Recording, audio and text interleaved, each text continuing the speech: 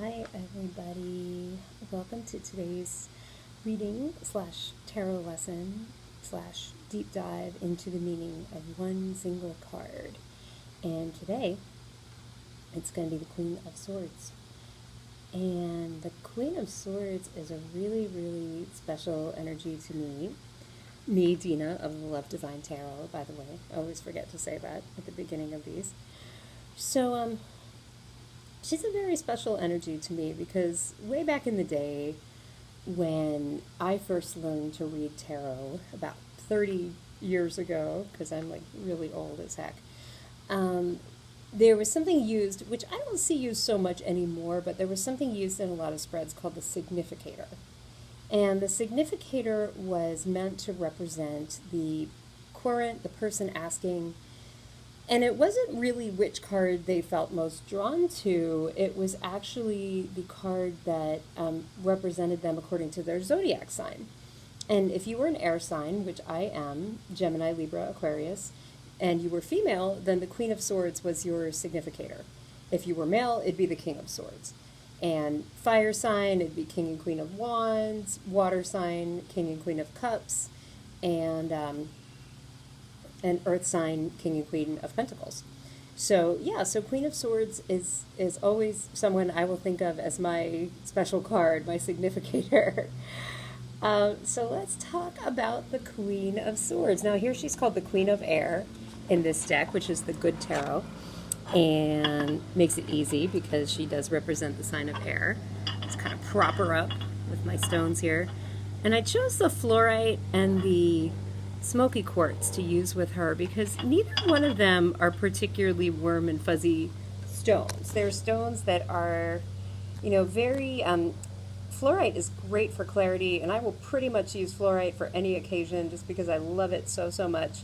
And smoky quartz is just a good stone to really get to the root of the matter.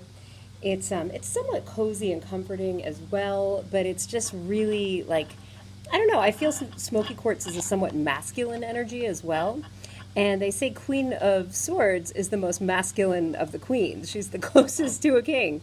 So yeah, I don't know, smoky quartz just felt really appropriate for her. And sorry, it's a little bit dark, just the way it's propped up here in the lights in the background. Maybe I can kind of turn everything this way and we'll have it not be so dark. I'm really lucky here, you guys. I have a lake behind my house, and I just got so lucky with this house. I love it so much, and the lake behind it, such a nice energy. So let's just try to change everything around here. And yeah, it's still really dark. But anyway, all right, so let's get into some symbolism for our queen. A lot of people consider the queen to be a somewhat mean energy. Like, she's definitely not a warm and fuzzy queen. Oh, there we go. That's a lot better. She's not the Queen of Cups. All right, guys. She's not gonna coddle you and nurture you and only say the things that you're ready to hear. She's a no-nonsense queen. She's a no-bullshit queen. People love to say about the Queen of Swords that she just cuts through the bullshit like it's butter. And she does. She can't be tricked, you guys. If the Queen of Swords comes up in your reading, then this is a time when you're through having the wool pulled over your eyes. You're ready to see the truth of the situation. And likewise, if it's a situation where you're wondering whether you should speak your truth, whether you should say something, whether you should, kind of call somebody out on something that they're doing, then the appearance of the Queen of Swords tells you, yes, it's time to do that. It's time to speak up for you. Now, you can see here she's got an owl on her shoulder. We all know owls symbolize wisdom. And because she's a wise queen. She knows what she's doing. She's been around the block a few times. She can represent a mature female energy in your life. So if you have someone, either you or someone that you know who's kind of giving you advice, who seems like a really wise person, then the Queen of Swords could definitely represent them in your life, represent that person. But I find in my readings, and every reader is different, but I find in my readings she usually represents the querent. She usually represents that they have that inner wisdom at this time to know what's best for themselves. They know the answer to whatever they're asking. And she's a very smart queen in love. She can mean that It's time to face up to your truth. It's time to say what you've been wanting to say. It's time to cut through the BS. She does not rely on emotion. She relies on logic. She looks at the situation and says, okay, what are we going to do? What are the resources that we have? What can we realistically offer each other? That's who the Queen of Swords is in love. And she's very, very direct. She can be, if you are courting someone, if you're a divine masculine and you're listening to this reading, and you're hoping to start a relationship with someone who you consider the Queen of Swords, if this card comes up for your love interest, then I hate to tell you this, but she's not going to be easy. Queen of Swords are picky. They look at the situation with a fine-tooth comb. They're very discerning. They have choices. It's a smart, smart woman. This is no dummy. This is not somebody who just fell off the turnip truck, as my grandma would always say. This is somebody who's very savvy. This is somebody who is going to be able to solve all your mysteries. So don't try to lie to her, because she's gonna figure this out. She's going to call you out on it. So if you are trying to court a Queen of Swords, just be knowledgeable about what you're signing up for, because she can be somewhat picky. She's very independent. She doesn't necessarily need a man. She's not somebody who's desperate or needs a partner. She's fine on her own. If that's what fate has in store for her, then she's okay on her own. And she has boundaries. She knows what her boundaries are. Sometimes she's even a little bit of a loner, so just be aware of that. No, it's not impossible. The Queen of Swords still has love. She's just not ruled by love. She's ruled by her mind. Ultimately, her mind will always win. But she is someone who's very loving and loyal. And she's not somebody who's going to want to really have a lot of PDA with you. And she's not going to be somebody who is necessarily very dramatic, like the Queen of Wands. Like, that's the Leo Queen, the Queen of Fire. She's not necessarily going to be like that, but she's a very wise counsel. She's a good person to have on your side. Now, in work, it's kind of the same thing, except just insert work where love is. In work and career, she's a good person to have on your side. She's very smart, very wise, and looks at things logically. She doesn't let her emotions rule her and get in the way of getting what she wants. In finances, it means that you have made wise financial decisions. You have a lot of clarity and a plan as far as your finances go. It's a very fortuitous card in terms of finances.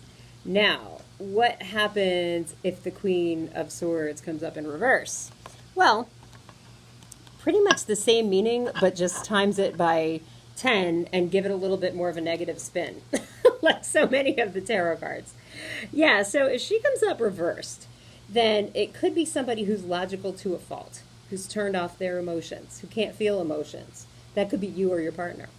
It could be somebody who's downright cruel. She's so biting and cutting that she does not consider the feelings of other people when she talks. She, will just say anything that comes to her mind, even if it's unnecessarily hurtful. That is the reverse meaning of the Queen of Swords.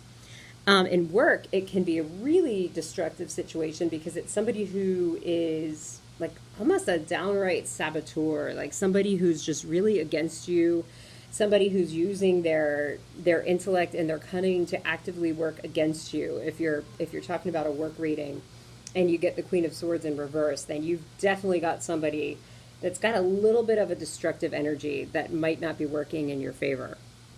And same thing if it's upside down in a love reading, then you're looking for somebody who really doesn't care about the feelings of other people, doesn't take your feelings into consideration enough, and is just being very biting.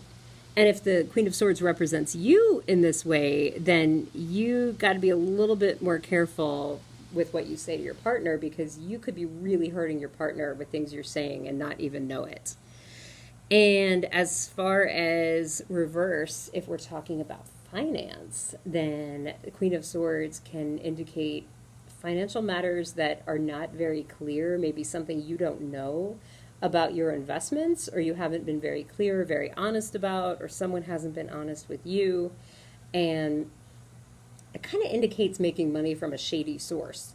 Like, Queen of Swords is still making money. She's still doing well for herself, but it could be something that comes back to bite you, because when she's upside down, something's not clear, something's not totally legit. So that could be an indication to really look at your finances, really look at where your money's coming from, how your money is working for you, and make sure it's something that you're comfortable with.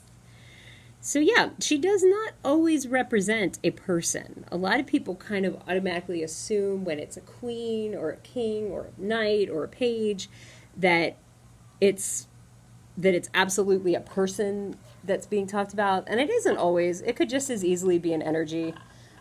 Usually, when Queen of Swords comes up in my readings, it's a need to speak your truth. It's an indication that your truth is wise, your truth is full of wisdom. So it's time to make it known. It's an indicator that it's time to really be clear about what you need and want. Now, if the Queen of Swords comes up near the Moon card, then it tends to indicate that there's something being kept from you, that there's some kind of secret that needs to be revealed, and this perceptive, sharp queen is gonna cut it out anytime now. She's gonna dig it out, and she's gonna figure out what the secret is, because she's a detective, man. You can't keep anything from her. She's gonna find it out. She's gonna figure it out, and she's gonna make it known to the world, and you're gonna have to discuss it with her. So you might as well do it sooner rather than later. All right, everybody. So I hope that was helpful. I hope everybody's doing okay. I decided to come outside today just to sort of give us all a breath of fresh air and, I don't know, just have a little bit of a different environment and see the sky for once. And, I know everybody's kind of cooped up. So stop back here every day if you want. I'm going to be deep diving into a different tarot card each day, and it's a good way to learn them, or it's a good day just a way, not a day. It's a good way just to gauge the energies of the day. All right, guys. Oh, and join me also at the Love Divine Tarot on Instagram and the Love Divine on Facebook, which I'll put the link to below. Thank you.